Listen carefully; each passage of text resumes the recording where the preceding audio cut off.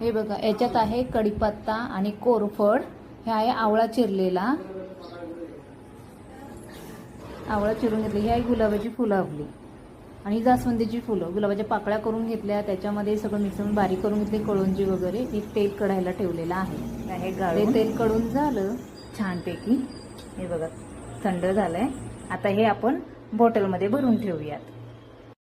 त्याच खोबरेल तेलाच्या बॉटल्स आहेत. मी घाणीचं तेल खोबरेल तेल आणलं होतं, त्याच्यामध्ये हे आपलं तेल बनवलेलं आहे. आता हे मी ह्या बॉटल्समध्ये भरून ठेवणार आहे.